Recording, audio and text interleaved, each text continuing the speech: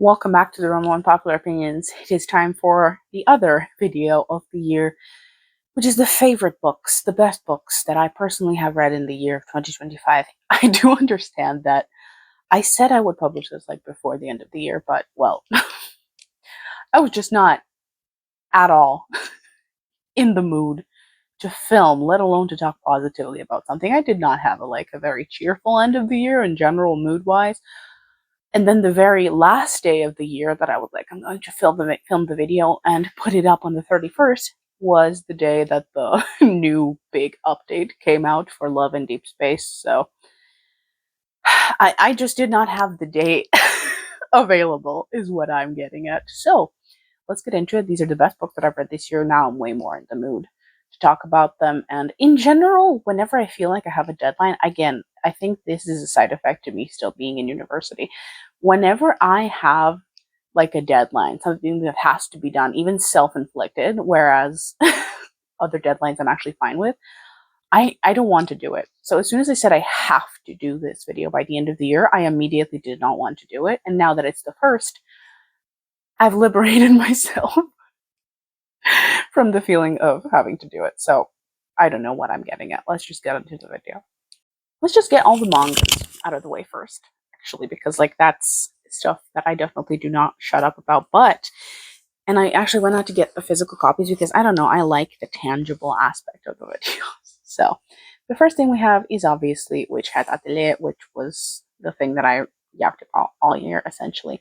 I read it exactly a year ago. Like I started it on New Year's Eve and continued on into January. So it's now been exactly a year since I discovered this delight. And the anime is coming out for my birthday, which is just a beautiful gift. A beautiful gift, I have to say. So, what do I even say about this that I haven't said before? I read it 3 times. Okay, I read it 3 times in the year 2025. I read it twice in the span of like 2 months. And then I read it again in September, and I love it more every time, if that's even possible. So I'm going to be getting the Grimoire editions. I have the art book. When the novel, like light novel, is translated, I'm getting that immediately. I am going to be watching the anime probably like 20 times per week when the episodes start coming out. It's my new, no longer obsession. It was an obsession, I think, like at the beginning of the year. It's now my love, my deep, deep love for the story and these characters and for her drawing and just storytelling style. I'm just so in love with it. I feel like there are several things that she does that are similar to like other anime, manga, or stories in general, but she does them better. She just does them better. And if you want my absolute gush review, I did that at the beginning of the year, and I think I talked about it several more times. Definitely like in the mid-year check-in, so I'm not going to let this take up any more time, but if I could talk about this in every video, I probably would, and I probably will when the anime comes out. The second one, surprising no one, is Natsume's Book of Friends, Volume 31. Now again, this one I waited ages for because Volume 30 came out in November of 2024, and this was supposed to arrive in August, but because of some shipping delay with the pre-orders that Amazon had this year, this arrived, I want to say late September. Like it was a decent 2 months after its like official release that I actually had this, so like almost a full year since Volume 30. And since I can't find this online, I have to wait for the volumes to see what happens. And in Volume 30, like it ended on a cliffhanger, so it was not fun to wait. This one luckily doesn't end on a cliffhanger, so whenever Volume 32 comes out, that's beautiful. I will buy it, I will enjoy it, and I will love it. So I loved Volume 31. I just love when Midorikawa actually bothers to do like a longer storyline. She says that she finds them daunting, so she doesn't do them often, but she does them so well, so she really should not find them daunting. Like I think both, if not 3 of the stories that like stretch on through volumes, I loved with my entire heart, and they're actually like my favorite bits of the story. So it was just beautiful. It was delightful. It was everything I waited for. And I have to once more highlight that like Natsume's aesthetic on the physical volumes that he doesn't have in the anime And I watched the OVA that came out this year, like maybe a month ago. Someone bothered to actually put it online. His aesthetic with like grayish, silverish hair and green eyes, I love so much, and it's a shame they didn't do it because, in my opinion, in the anime, he looks a little bit too much like Natori. And the whole point here, I think, is that he looks a little bit otherworldly and that he resembles Madara in his yokai form. So I love everything about this, and every year is going to probably make my favorite of the year because it just is. Now, the actual star of the show, like the serotonin boost that I also waited 2 years for because I cannot find it online. It is Uramichi. Uramichi's life lessons. No, life lessons with Uramichi and Nissan. I keep mixing that up, but volume 5, or rather omnibus 5, I think this has volumes 9 and 10. Like, I can't believe it's been 2 years since volume 4, but also I can believe it because it felt like I'd gone for too long without a new installment. Like, I reread volume 4 so many times that I forgot it was actually a new one, and this was like so welcome. It was so welcome because in May I was down in the dumps, okay? Like the summer semester of like the first year of my master's, it was not a good time. I needed like a full month and a half to recover. And this came like at the perfect time. At the perfect time, okay? I loved it so dearly. I remember like gingerly opening the cover, and you know that feeling when you love something so much and you waited for it for so long that you kind of feel sad while reading it that you're going to finish it. Like halfway through, I remember distinctly that I was like, I don't want to, like, if I keep flipping the pages, this is going to come to an end. And I very rarely, if ever, have that feeling, but this just brings me so much joy that like I knew it would go away and I would have to wait another 2 years. I mean, again, I'm going to reread it like ad nauseum, just like the other volumes, but you can only read it for the first time once, is what I'm getting at. But I'm already like contemplating rereading this. Like, you have no idea how often I reread this because like this is the only slice of life comedy that I think I actually like have.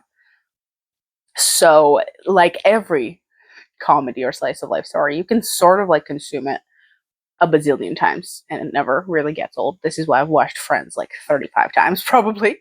But I fail. This is what I mean by favorites videos are more difficult to do. There are only so many words I can use to describe why I loved something so much. This is exactly my type of humor. I love these characters like so dearly. I feel like they're woven into my heart at this point. How many times I've read and watched the series, okay? And this is just specifically my type of humor, my type of dynamic. It's just so dry and deadpan, but also so silly at the same time. Like, it's a combination of these things. And if they adapted all 10 volumes into the series, I'd be thrilled. But unfortunately, the anime was a one-off.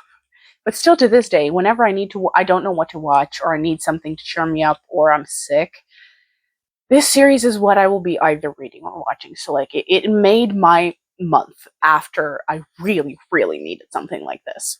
Now, let's just go in random order because I stacked them and they're in a very precarious stack. Let's just go in order. This book is a little bit beaten up, but again, it's not my fault. It's Amazon's fault. So, we have the selected letters of Charlotte Bronte in this lovely Oxford's edition. I don't know if you can see how much I annotated. Like, I don't think it's that visible as much as I would like it to, but basically there's a lot here, okay? Like, there's a lot here. You're going to have to trust me. Okay, I already said this was like not the last Charlotte Bronte thing I read, because I did buy The Professor. I caved and bought The Professor, even though I said I wouldn't. I don't like posthumous releases. This is also a posthumous release. So I already kind of broke my word. But I was so interested in interacting with like Charlotte herself, with her actual words, like how she spoke to her friends, her family, her publisher, to professionals in her field, to anyone that they put into this collection. I wanted to see, like Charlotte's words when she was herself and not just author Charlotte Bronte. And this, I already said that before, like why she's one of my favorite authors of all time is that I feel like she's a soulmate from another time. Like I feel like I know her personally at this point, even though I obviously don't. And she puts into words thoughts that I've had all my life, but she puts them into words so perfectly that I feel like she pulled them straight out of my head. So reading her letters was genuinely like conversing again with a soulmate, with a person I know, with a friend that I know, even though we're separated by like 200 years and half a continent and many circumstances. But I annotated the crap out of this, okay, because she's funny, she's hilarious, and I love so many of her quotes and her takes and stuff, but there's also quite a bit of blue in the second half. I cried my eyes out reading some of the letters, and especially like the ending. I won't get into why, because I feel like you'd know if you know anything about Charlotte Bronte. I won't get into why. I can't rehash that again. But like the entire last chunk, it was just blue tab after blue tab. I was just crying my eyes out because again, I feel like I know this woman personally. Okay, I had to buy The Professor. Like I have to read anything that I can get from her because I just want to talk to her. I'm never going to get enough of talking to her because again, she feels like a person that I would have loved if we lived at the same time. I'm gushing about this because I'm not the person who would read like letters. That's generally something that's very boring and very personal. But I think if you have a very, very specific interest in what a person was like when talking to people in private, I think letters are kind of the only way you can go.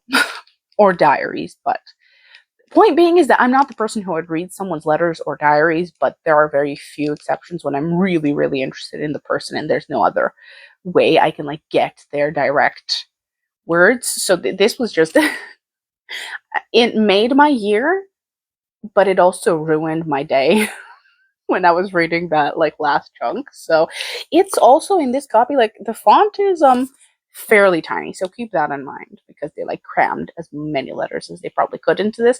And this like specific Oxford edition, it has this cool thing where there's context to stuff, where they added like footnotes to all the letters when they could for context on the situation, on who she's writing to and what she's referring to.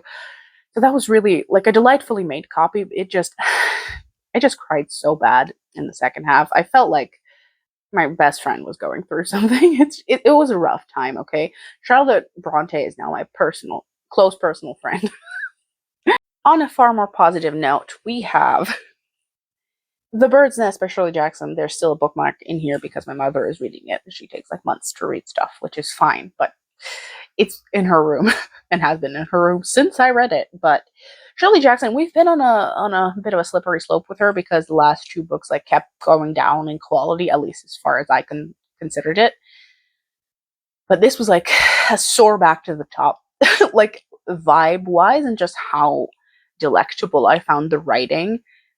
We Have Always Lived in the Castle is still my number one Shirley Jackson, but this is like neck and neck with that book for my favorite, okay? Because this was the first time that I felt like Shirley Jackson actually wanted to weave the themes and take care with the build up and the resolution. Like this is the only Shirley Jackson book that I've read that has a resolution. Like she always very famously refuses to give you her conclusion and her thoughts. Like she cuts it off right before she's supposed to finish the book. That's what it feels like. But she actually gives you a resolution here, and like it ends. You get that cathartic feeling that you get when an author actually finishes their book and gives you like their closing statement, I suppose. But like the build up of this was so good that like in the beginning, this is very often what happens with her books again, except like her top two. It felt so slow. I was like, I'm gonna be bored to tears, aren't I? Like I was struggling with the beginning, like so bad. And then when I got into it, I think I read it like all night. I read it all night. I could not put it down. I remember it was hot. It was the summer. I was really uncomfortable and sweating, and I just could not put it down. I was like, I'm reading this and until the resolution. Okay. It's about many things. To say it's about multiple personality disorder would be correct, but also selling it short. So I would just recommend that you read this. Like at this point, I've read all of Shirley Jackson's novels except like her satire of suburban life in America, which I'm not that interested in. I think as far as her like actual fiction is concerned, I've read all her books now. But oh my god, I was in love with this. It just the way it was woven and it feels so carefully crafted. It surprised me. It took me by surprise because I'd given up on expecting something like this from her, and it was just so well done. I loved every second of it after the beginning because I really had to get into it. And this is a trend that you will see with another book. I'm sorry, with another book on this list, but like it was so good. And again, if not for the app, because this doesn't really have atmosphere or like setting writing, it's really, really character and exploration of the theme focused. So like if you're uninterested in the main concept of the book, you're not going to be having a good time because there's not much else to sink your teeth into. But my god, was it good. My god, did it suit me and how it was delivered, and oh, it was so good and so interesting. And this year I've really been into, for some reason, into psychological stories, both in TV and in books. So highly recommend Last Shirley Jackson, which is so sad. Now, again, on a similar note, we have Lolly Willows by Sylvia Townsend Warner. Oh, where do I even start with this book? Okay, like, again, I did not really know what to expect from it. I had like a vague idea, obviously, before I bought it, but I bought it kind of on a whim. And like many people, like my dad, if I didn't force feed him the rest of this book, if I didn't like literally force him to finish it, so many people DNF it in the first half, and I know why. I almost did it myself, but I know what the I knew what the premise was, like what the promise was, so I kept waiting for it to happen. Again, I'm yawning as soon as I turn the heating on, and this is the first time I've turned the heating on this winter, so disregard this. There's nothing I can do about it. I would have DNF'd it too, if not waiting for the titular thing to happen. And oh my god, was it worth it? Like that second part, like masterpiece, masterclass in proving a point, I suppose, in weaving so much depth and thought and philosophy into such a short amount of time. And the fact that it's so DNFable in the first half is like both a good thing and a bad thing, because I feel like so many people will give up before they actually get to the meat and the point of the story. But at the same time, that's great because that means so many people just won't misunderstand it. Because I read a few reviews where I was like, there's sometimes misunderstandings I can put up with, but this gross of a misunderstanding of the point is hilarious. Like, it's hilarious, okay? I will just say this like vaguely, but there was a person who didn't like how the main character treated her nephew. And I'm like, did you read it? Like, did you read the story? Because, or did you like read the spark notes of the story? Anyway, point being, so few words I can actually give about this without getting into specifics, and this is one of those where I actually don't want to get into specifics because I think you have to read it and take away from it what you personally can take away from it. But I took away a lot, is the point. I took away a lot, and I'm glad I forced my father to read it because it was worth it. It was worth it. So if you need like encouragement to not DNF it, here it is.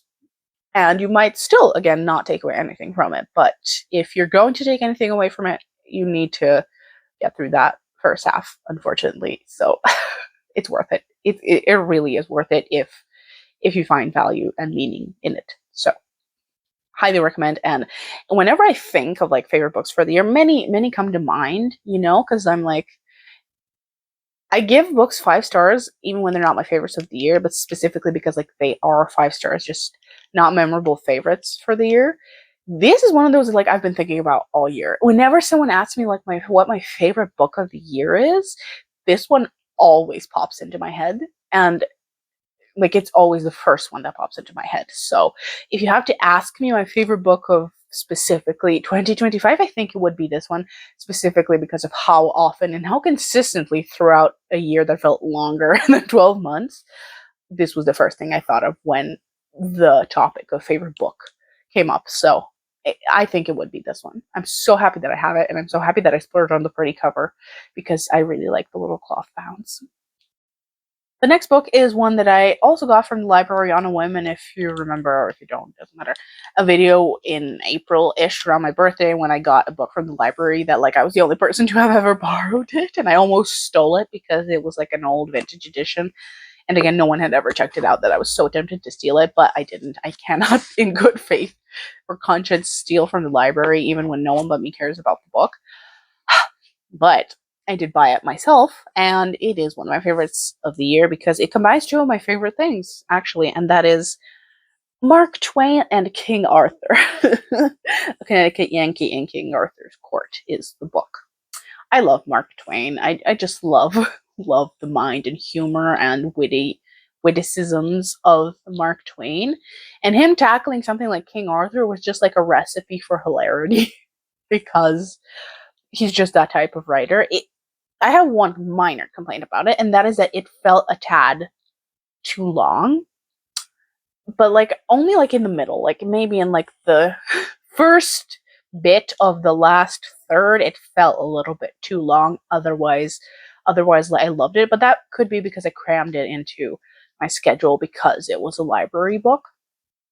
But he makes like the time of King Arthur so funny and yet so, I suppose, humanized, and he views it with kindness, even though he makes a lot of fun of it.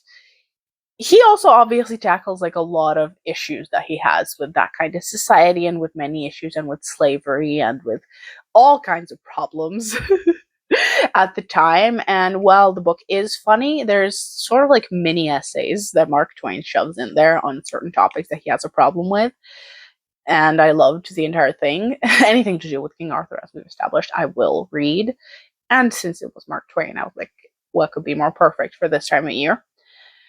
And at the ending, there was like this little stretch where he, like the character, talks about like his wife and missing his wife, and just describes his wife in such a way that I was kind of moved. Actually, it was lovely. It was lovely considering that Mark Twain was writing this, like, what, 1889 is when the book came out. It was just a lovely sentiment about his wife that I found really, really actually endearing and quite nice for the time. So it was a delightful book, a tad too long, yes, but I would probably view it more favorably if I stretched it out more and if it wasn't a library book and you could just, like read a chapter here and there. It's that kind of book. There is continuity, but it's not that important. Sort of every chapter is like its own thing, and I just found it so funny. The idea of like a modern, American Yankee, um, going into like medieval Arthurian castle culture. It was just so funny. It was so funny how he like revolutionizes the way they work and the economy and how he deals with the priests and the monarchy and the knights. Like, again, just this cover where he sends the knights out to like advertise toothbrushes and toothpaste. I loved it. It was just such a delight. But I mean, again, when is Mark Twain not a delight with his writing? I like unintentionally put these together, but it's a good thing. We have the Book of Mrlja by John Matthews, who wrote the really great book of King Arthur and his Knights of the Round Table, the beautiful illustrated by John Howe book that I read last year. That's still like my prized possession. I got the Book of Mrlja by him. It's like a collection of stuff about Merlin. Essentially, I'm going to try and like read you the book's contents. Okay, so basically it's Merlin the Shaman, Merlin the Prophet, Merlin the Magician, Merlin the Lover, Merlin the Sage, The Return of Merlin, and Envoy, which I don't know what the hell the point of that is. And they're just like 2 poems, one of which was translated by his wife. But I have some annotations here. It was just a delight. John Matthews writes in a factual, as much as it's possible to be factual about myths and legends, but in a factual, like non-fiction-y style, but he makes it sound like a story, which is probably the only way I would read something of this nature, and it was a delight. I think I read it in like 2 sittings. There was also like photos in the middle.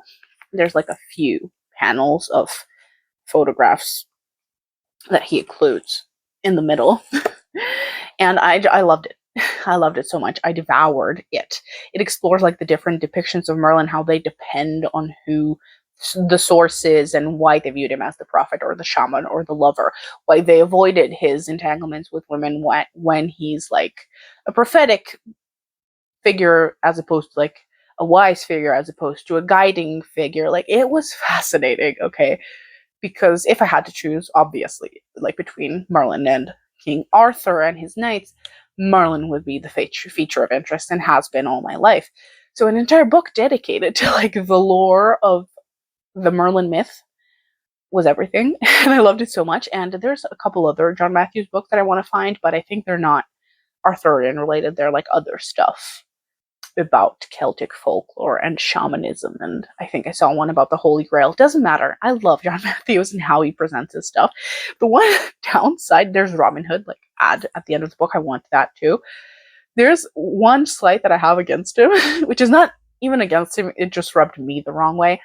And that is that, like, in the end, you have all this kind of like media recommendations by John Matthews on Merlin, that Merlin like exists in, and he makes such a dig at BBC Merlin, which again is like one of my favorite, not just series things of all time. And he makes such a dig at that, even though it's not meant to be like this mythically accurate thing. But really, really endorses like Mist of Avalon, which is famously written by a pedophile. So I don't know if his like recommendations were just not up to date, or he still thinks the book is worth reading, even though it's written by a pedophile. But either way, I did not appreciate that, John Matthews. Okay, I did not appreciate that, because how dare you? And he also gives a compliment to Mary Stuart, who again I insulted the crap out of in my last video. So like, as far as like adaptations of Merlin are concerned, we and him, myself and him, do not agree at all, it would seem. But again, that's just a personality thing. How he writes about Merlin and how he presents like his research and his knowledge, I love and I adore. But I really should not have looked at the recommendations bit, because I could not agree less. I'm going to do the last 2 physical books that I have, and then I'm going to show you 2 ebooks. But we have Fahrenheit 451 by Ray Bradbury, my first foray into the waters that are Ray Bradbury, and my god, was it a good one. Okay, like, I got this also from the library around my birthday, like for the hell of it. I was just in a library mood, and I was like, it's a classic, let's pick it up. I've never read really Ray Bradbury apart from Halloween Tree, so like I knew I liked his writing enough. Let's try it out, it's a classic. And in the beginning, I remember I fell asleep like 3 times, because again, it wasn't this copy, it was another copy that was like teeny tiny and the font was like minuscule. I fell asleep like 3 times and then read the rest and was really moved in like 1 sitting. So I got the book, and I also annotated the crap out of this one, and even did like the clear staking outs. So yeah, I annotated this too. And I read it again like a month later. So I read this twice this year. It's just, it's you can tell it's a classic. And I know that, again, I didn't know, rather, I do know now, that there's a part of literature students, or like people who talk about books online, who hate this and think it's like a given that it should be hated. Because I watched a couple of people where this book came up and they were like, why would I want to read that? Obviously, like, who would like that? And I was a little confused because I didn't know the lore behind that, why we're meant to hate it, and why it's like something that shouldn't be touched, even though it's a classic. Point being, I didn't know there was a hatred for it in some circles. But that is none of my business. That is none of my business. I am not a literature student. I am not a paid critic. Okay, I'm a person who reads books in my own leisure time for my own purposes, and I loved it. I actually found it a little bit unsettling how, in the style of dystopias, it was very accurate to present day. So it was a little bit unsettling, but I loved the way it talked about it, and it opened the door to Ray Bradbury for me, because I read so many books by him.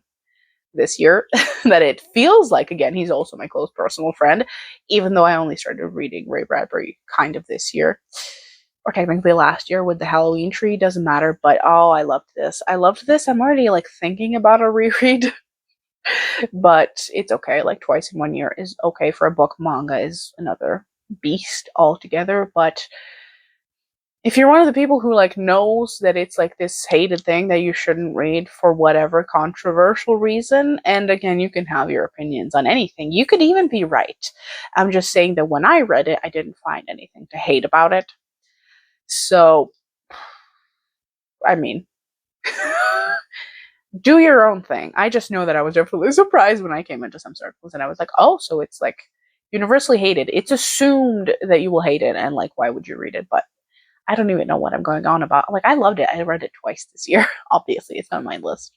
And before I like dig out my e-reader, because I haven't used it in like a month, because I've just not read that much in December. Like, university was like a dark cloud over everything that I was doing. So, like, I'm going to have to dig out my e-reader. But we have The Crow Girl. Let me just. The Crow Girl. Okay, I'm going to hold it up like this. We watched the series this year, which is why we actually read the book, like both me and my mother. This is my copy that came like months after it was supposed to. She has the white one, the penguin one. I actually prefer this one. I just wish it wasn't like the large copy. I wish it was a normal paperback. But again, on the topic of psychological stuff, this is like a psychological thriller, not like a mystery thriller, which is, even though it is kind of that, because there are also like, like detectives and the police, but it doesn't matter. It's a psychological thriller, which is kind of the only thing that I read. If I were to read like a mystery thriller, I watch, again, so much crime stuff that I really don't care to read it as well. So when I will read something, it's usually because I think it psychologically tackles or analyzes something that interests me. And because I like the series, I was like, 1,000-page book, that's great. I mean, this isn't 1,000 pages, but the ebook that I read was 1,000 pages. So I was like, excellent. I want to know more. I want to know more. I want to see what they're doing with this. And since it's such a heavy subject matter that's like, at the best of times, sickening to read, it took me like a decent 2 weeks to read it, like a little bit at a time. There's only so much of it I can take in one go.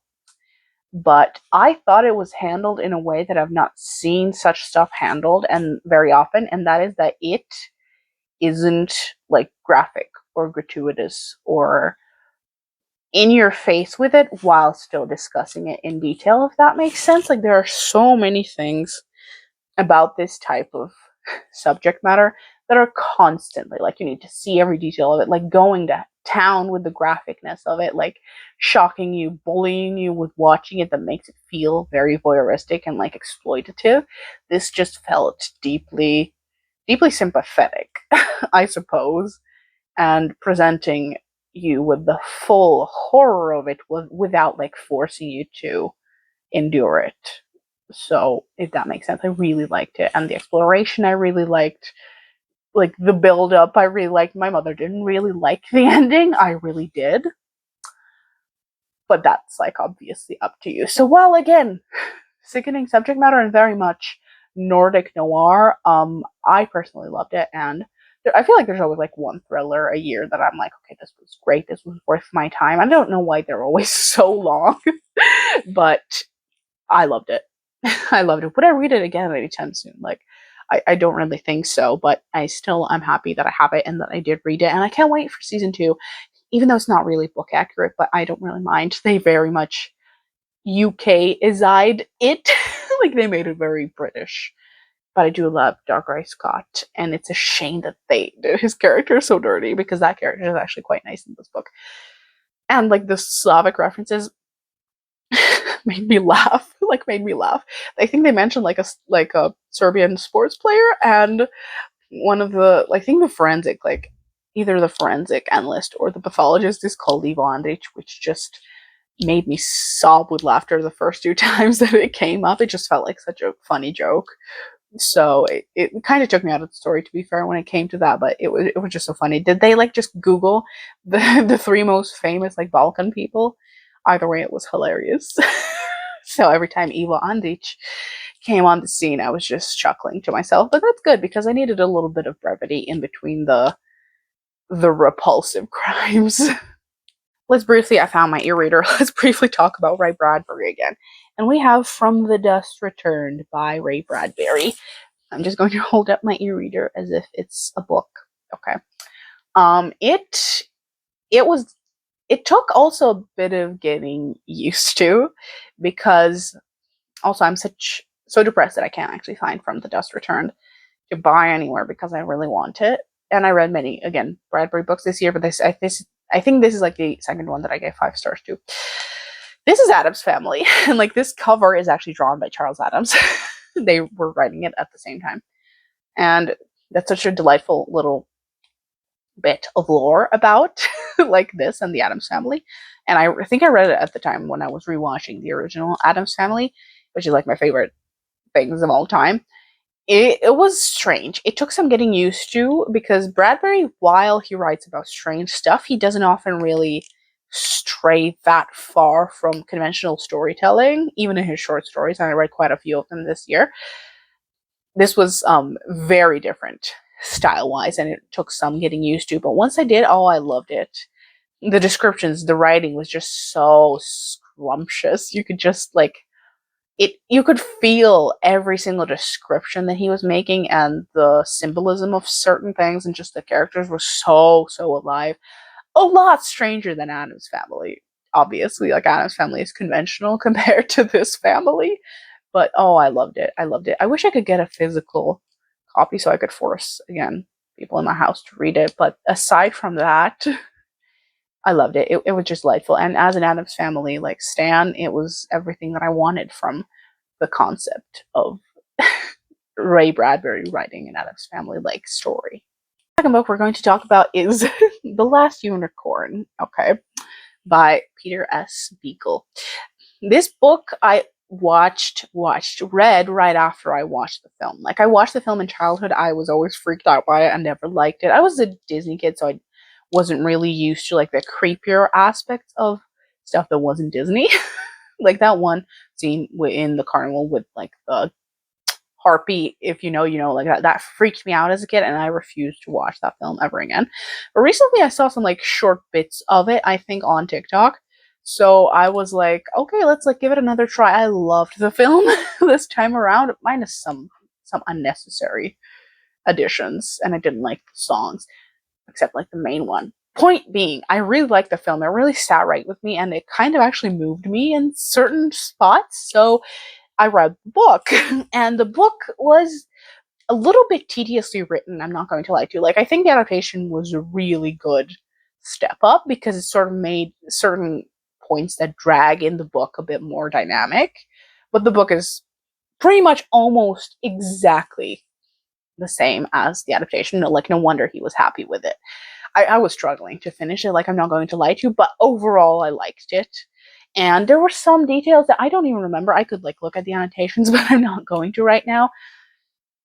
And that I didn't really love. That I did not really love. But overall, again, it's his story, it's his idea, and I think it moved me for a reason. It was an interesting bit of fantasy, I think, that obviously is very foundational in children's literature and in childhoods of many people who watched or read it at the time. I didn't read like the little sequel after it. I couldn't really get into it, and it wasn't that engaging. I was frankly kind of actually sick and tired of his writing style by that point. But it is making it to my favorite books of the year, because again, the core idea and the exploration of what the unicorns are and their immortality and several like allegories in it really spoke to me and really, again, moved me this year. So sort of like in combination with the film, this does make it to like my favorite stories of the year. I did have to mention it though, but again, like my reading experience wasn't necessarily my favorite this year. That is it. That is it for the video. Was it long? Was it short? I can't tell anymore, but it was fun. I enjoy like hyping up my favorite things just as much as I like dunking on things that I hated. So my next video, I'm considering making it like my end of year wrap up. The problem is that like with quarter 3 of the year, it always kind of gets forgotten because everyone's doing like end of the year videos. So obviously like the best and worst even from quarter 3 make it into the best and worst. So I don't really know what the value is in making like another wrap up for the end of the year. I might like make a wrap up in March and then like include books. I don't know, that feels a little too late. I will actually sit down and see if there's enough for me to talk about, and if not, we will just gloss over it. Consider that otherwise, like stuff that I found significantly bad or significantly great, I actually put into these 2 videos. So there's nothing dramatic to see about the last chunk of the year. You can always check my Goodreads if you're so inclined. So that is it for the video. It was supposed to be my last video of the year, and now it's my first video of the year. Or it might be the Emily Wilde video. It depends on what mood I'm in. But I was going to do like an outro for Emily Wilde, and now I don't think I'm going to do it. I have nothing else I want to say about that. So I don't know which video will be going up first. Otherwise, I hope you had a lovely holiday season and happy new year. Welcome to 2026. And I will see you in whatever the next video is.